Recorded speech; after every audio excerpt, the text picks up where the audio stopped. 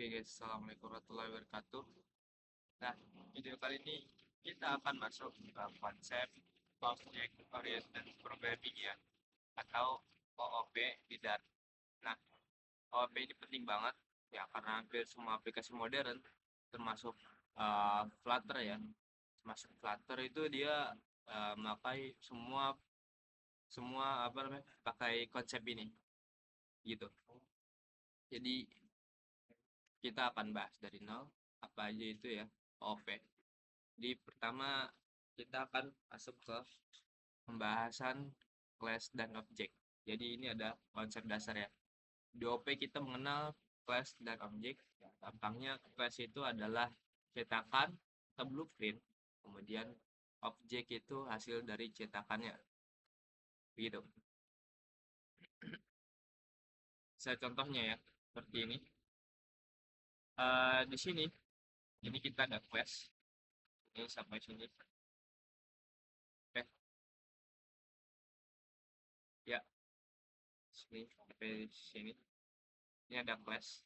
Ya, berarti ini adalah cetakan atau blueprint ya. Kemudian sini ada objek. Ini ya. Ini adalah objek dan ini adalah hasil dari cetakan ini. Jadi kelas itu punya eh, properti ya. Kelas ini dia punya properti yang ini. Name dan age dia properti. Kemudian ada metodenya yaitu ini say hello. Jadi eh, ini adalah metodenya. Metode mau dipanggil kayak gimana? Dia akan print hello my name is name. Ya, ini variabel name ini string. Dia tuh ngambil properti dari sini. Ya, jadi ini adalah propertinya. Dalam kelas ada properti, kemudian ada metodenya. Metodenya kayak gini. Say hello. Ini ya. Kemudian eh, kita coba membuat objek ya. Jadi di sini ada void main. Nah, ini dia var person 1 ya, dia menetapkan apa namanya? Value dari person itu ya, sama dia eh, Roy udah 20. Kenapa kita nggak masukkan string Roy kemudian integer 20? Karena dia var itu dia udah apa ya? Otomatis menyesuaikan apa sih namanya?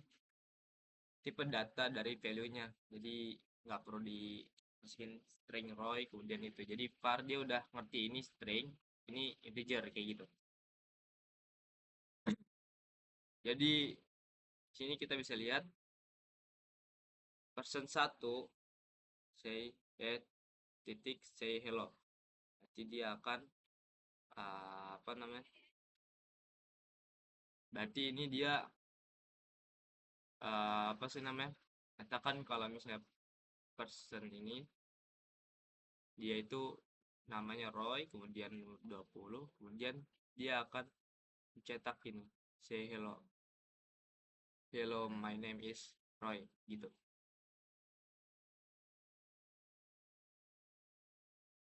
Ya.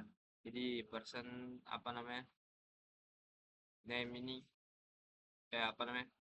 Person ini ya, sini. Ini tetapkan namanya, kemudian ini umurnya gitu. Oke, kemudian ada konstruktor. Nah, apa itu konstruktor? Jadi konstruktor adalah fungsi khusus yang otomatis dipanggil saat saat objek dibuat ya. Gunanya apa? Jadi gunanya itu buat inisialisasi data dari awal. Jadi kita udah namain datanya tuh dari awal. Ada yang namanya default constructor kayak gini.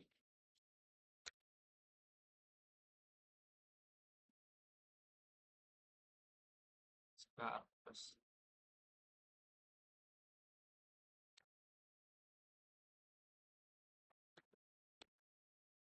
in brand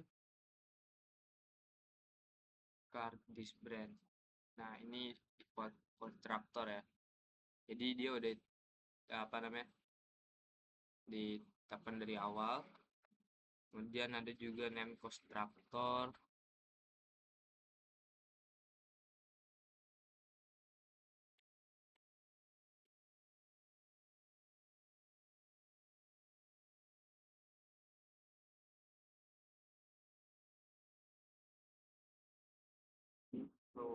tar tar. Nah, ini name constructor ya. Jadi name constructor ini dia apa namanya? Sintaksnya dia berguna kalau kita punya cara pembuatan objek yang berbeda, begitu. Kemudian ada juga optional parameter constructor. Dia kayak gini.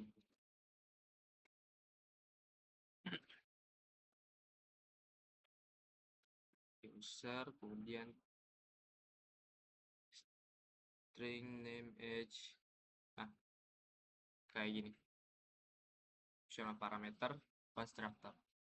Nah, itu macam-macam ya. Jadi ada 3 optional parameter constructor, kemudian ada net constructor, sama default ya, default constructor. Nah, jadi ringkasan konstruktornya itu konstruktor dipakai kalau set nilai objeknya di awal ya. Set nilai awal untuk set nilai awal objek. Kemudian pastikan objeknya tuh udah siap pakai. Kemudian bikin kodenya dia jadi lebih rapi aja. Kemudian ada desain pattern singleton pattern ya. Desain pattern itu apa sih? Jadi desain pattern itu adalah solusi umum untuk masalah yang sering muncul dalam pemrograman. Jadi kalau misalnya ada masalah ya, dipakainya ini. Kemudian salah satunya itu adalah singleton pattern. Singleton pattern tuh mastiin cuma ada satu objek dari suatu class. Contoh kasusnya misal kayak di database, kemudian API service, terus app config ya. Contoh singleton di Dart itu kayak gini ya. Class app config itu, nah ini, dan penggunaannya ini seperti ini.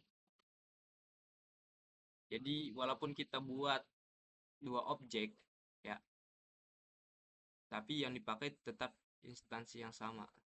Jadi gitu. Oke. Mungkin untuk sekarang sampai sini aja dulu. Thanks for watching guys, and see you next time.